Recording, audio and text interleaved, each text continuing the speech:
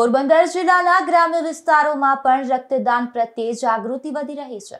ત્યારે બરડા પંથકમાં આવેલા હનુમાનજી અને શિવ મંદિરે રક્તદાન કેમ્પનું આયોજન કરવામાં આવ્યું હતું, જેમાં યુવાનોએ ઉત્સાહપૂર્વક રક્તદાન કરી 36 બોટલ રક્ત એકત્રિત કર્યું હતું।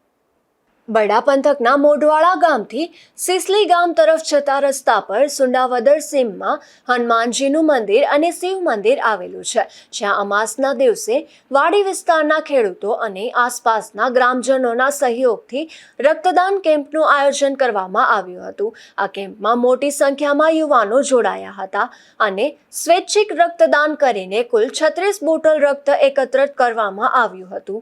આ પ્રસંગે મંદિરના પટાંગણમાં શ્રી રામધૂનનું પણ આયોજન કરવામાં આવ્યું હતું, જેમાં મોટી સંખ્યામાં ભાવિકોએ ભાગ લીધો હતો।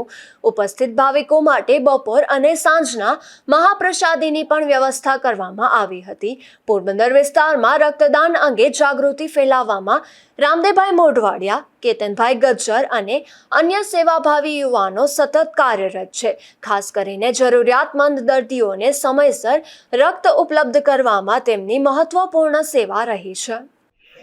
આ સુંડાવદર સીમમાંથી રામધૂનનું અને બ્લડ બેંકનું આયોજન કરેલ છે।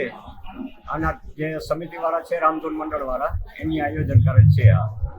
આ કઈ જગ્યાએ આવ્યું? આ મોઢવાડા સિસલી રસ્તા ઉપર સુંડાવદરની સીમમાં હનુમાન બાપાના મંદિર, અને આ રામધૂન મંડળના ટ્રસ્ટી છે બધાય સમિતિવાળા, એની આયોજન કરેલ છે। એટલે રામધૂન ને બ્લડ કેમ્પ બે? હા, બધા રામધૂન ને બ્લડ કેમ્પ બેયનું આયોજન કરેલ છે। બપોરનું ભોજન છે અને સાંજનું ભોજન છે, અને ચા પાણી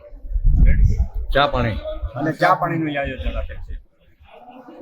એટલે બપોરના સાંજે જમવાનું, આખો દિવસ ચા પાણી? બપોરના જમવાનું અને સાંજે પણ જમવાનું, અને 12 થી 5-6 ગામની રામધૂન મંડળી આવેલી હતી।